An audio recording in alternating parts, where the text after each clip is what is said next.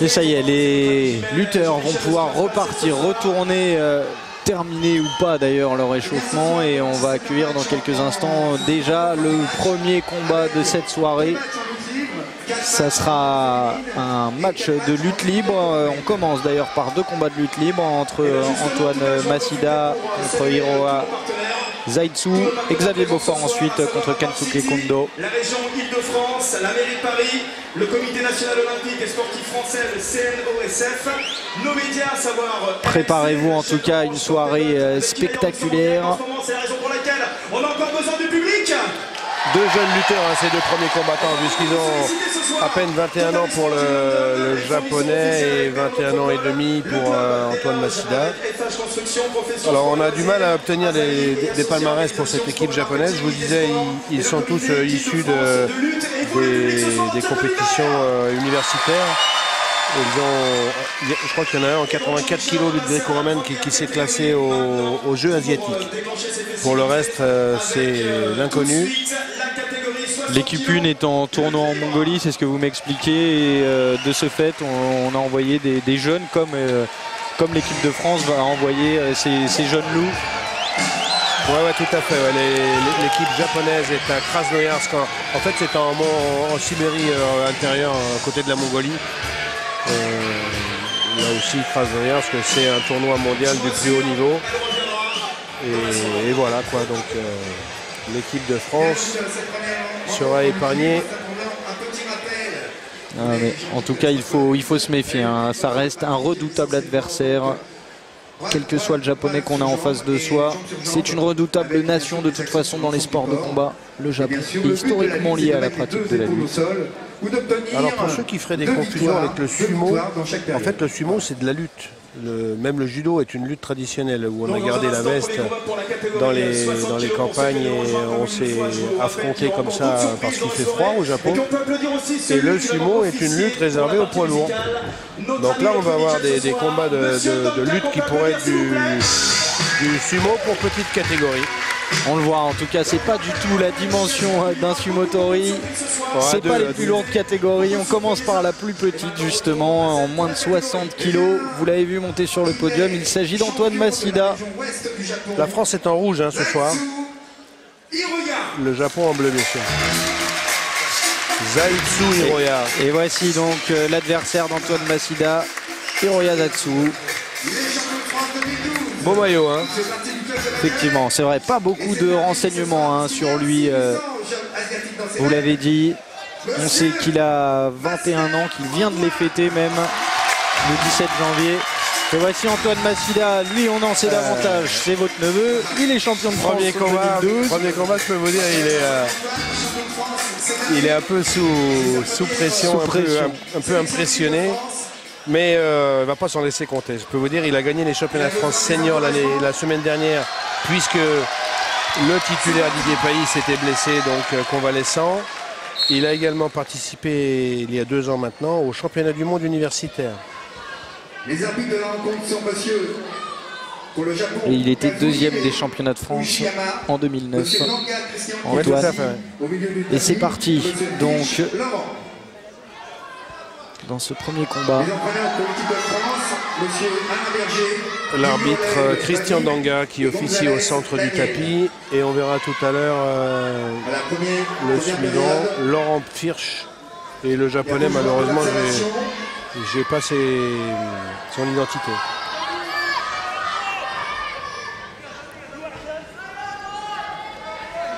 Gros travail sur les déplacements avec des pressions sur la tête, avec des saisies parfois dans les doigts, mais surtout au niveau des poignets. Alors Antoine est un excellent défenseur. J'espère qu'il ne va pas me faire mentir ce soir et que le japonais ne parviendra pas à réaliser ses attaques. Ah, ça c'est pas mal, ça c'est une belle attaque. Belle attaque aux jambes d'Antoine Masida. Pas de point pour l'instant. Et il va marquer son point. Voilà, l'adversaire était aplati, plaqué au sol. Alors expliquez-nous pourquoi il vient de marquer un point. On va essayer de d'élaguer un peu cette discipline pour ceux qui regarderaient la lutte pour la première fois. Alors là, une technique à un point, c'est quand on passe derrière l'adversaire. On domine sans avoir orienté les épaules au tapis. Lorsqu'on oriente les épaules au tapis de façon directe à partir d'une action debout, on marque 3 points.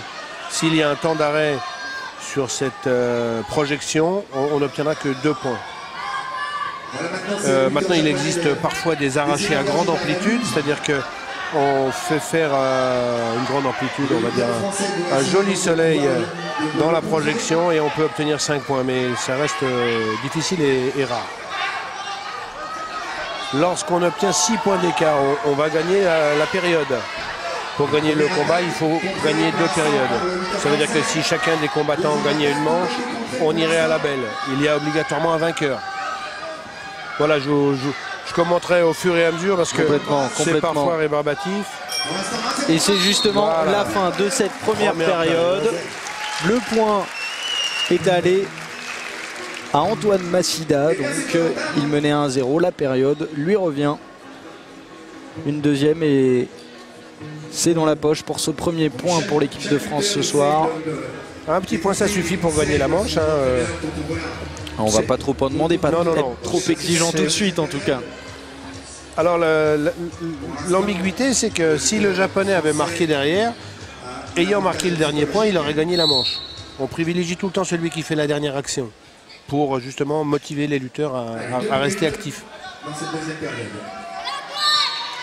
Et c'est parti donc pour cette deuxième période. Vous l'avez compris, Antoine Massida mène une manche à 0. C'est affiché sur le tableau en haut à gauche. Et là il est en difficulté Antoine. Le japonais est passé derrière. Super combinaison parce qu'il a suivi le japonais. En fait il y a 3 actions dans une là. Il y a eu 2 fois Antoine qui a réussi à défendre. Le japonais a continué sa rotation pour réussir à passer derrière et marquer le point. Allez, 1-0 donc pour le japonais. Il reste 1 minute 30 à Antoine pour réagir et marquer un point qui lui permettrait de revenir et donc de passer devant puisqu'il aurait marqué le dernier point.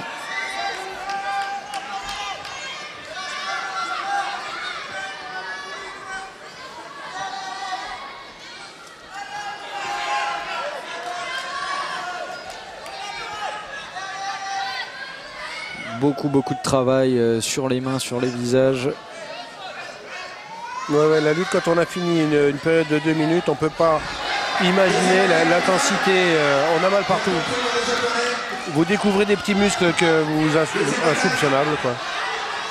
Là, encore une fois, une bonne phase de défense du japonais qui mène toujours au score. À 40 secondes du terme de cette deuxième période. Toujours 1-0 pour le japonais. Il va falloir que Antoine trouve une solution, un arraché, un tombé, n'importe quoi. Alors pour en arriver là, il faut beaucoup de travail. Antoine est à l'INSEP, Institut National des Sports, depuis 3 ou 4 ans maintenant. Il s'entraîne 2 fois par jour, voire plus. Et je peux vous dire qu'au niveau de conditions physiques, il est ingérable. On n'arrive pas à le suivre en footing, on n'arrive pas à travailler comme lui en musculation. Malgré son petit poids, il est à un potentiel. Ah voilà, c'est le temps. Et c'est la fin de cette deuxième période et résultat inverse. Donc c'est le japonais qui remporte cette période par le plus petit des écarts, 1-0. On en est à une période partout et c'est donc la manche décisive maintenant. Ouais, la belle. Alors là, on est vraiment dans un contexte amical parce que normalement, dans une compétition, un championnat officiel, on a droit à un seul soigneur. Parfois, il y a une deuxième personne qui est soit le kiné, soit le médecin qui vient apporter des soins, mais on n'est pas à 3 sur le lutteur pendant la pause. 30 secondes, ça paraît court, mais ça permet vraiment de récupérer, de retrouver un souffle et une certaine lucidité. J'espère que ce sera au profit du petit lutteur rouge. Allez, c'est parti donc pour cette troisième et dernière période. En rouge, le français. Antoine Massida, en bleu, le japonais. Hiroya Zaitsu. C'est la période décisive. 2 minutes pour faire la différence. Au niveau rythme, le japonais s'impose. Il commence à prendre le dessus. Antoine me fait mentir. J'espère que si on met un pied dehors, on perd un point. Voilà, c'est superbe. Un décalage qui mérite d'être filmé et montré dans les écoles pour les plus jeunes. Et un point donc pour Antoine Mashida. Il n'a pas réussi à le tomber, il n'a pas réussi à le faire tomber sur ses épaules. Le japonais, ça aurait... Ouais, pour l'instant, il n'y a jamais eu de mise en danger avec les épaules orientées au tapis. Hein, mais bon, ça reste de la lutte de très haut niveau. Allez, il reste 1 minute 10 dans ce combat. Le Français mène au point. Il ne faut pas s'arrêter 1-0, mais il ne faut pas s'arrêter là. De peur d'être contré, voilà. Arraché du sol, Antoine Mashida. Ça va être compliqué pour lui de réagir. Il arrive à éviter... Non, bon sang, il prend 2 points sur les épaules et 2 points. Il n'y avait eu qu'un point. Maintenant, il va falloir prendre des risques. 3-1. Perdre 3-1 ou plus, c'est pas grave. Il faut tenter et prendre des risques. À partir de 6 points d'écart, on vous le rappelle, la période est interrompue avant la fin du temps réglementaire. Mais pour Antoine, tout est encore possible. Il reste 35 secondes pour marquer les 2 petits points qui feraient la différence. 3, ça serait se mettre quasiment à l'abri. Et il est passé derrière. Une ceinture, c'est gagné là, David. Hein. 2 petits points, allez. Ah, ça va être compliqué. Il a l'air épuisé, Antoine Mashida. Et le japonais est bien placé. Alors, 3 de l'interruption du temps. Jamais Antoine marque encore un point. Il reste 15 secondes. Il faut marquer 2 points. Il faut marquer 2 points pour Antoine en 15 secondes. Il faut tout tenter de toute façon. Vous l'avez dit, la défaite à 1 point ou à davantage. 2 secondes, 1 seconde et c'est terminé. Oh, dommage. Dommage pour Antoine Mashida qui s'incline donc dans ce premier match, dans ce premier combat. C'est Hiroa Zaitsu qui s'impose en lutte libre dans la catégorie des moins de 60 kg et il permet au Japon de récolter son premier point de la soirée. 1-0 donc au tableau des victoires pour le Japon. Et donc on va voir le premier Français se faire harakiri devant nous là. Non, on n'en est pas là. Ça se passe dans une ambiance bon enfant et on sait qu'on le reverra, Antoine Mashida. Ah, il peut être déçu, c'était un bon combat et voilà, il y a eu un temps de flottement là. Voilà, à ce moment-là, il va se faire retourner à cause de la jambe qui vient basculer là. Énervé, on l'a vu taper sur le sol, Antoine Mashida. Et là, le contre.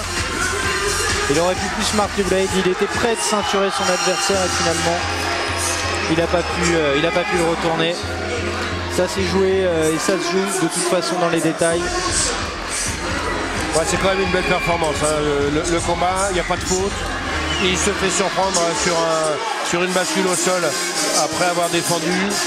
Il revient à 1 point, lui aussi aurait pu marquer. C'était un match serré et on ne peut pas être déçu pour une première entrée dans le grand bain de l'équipe de France.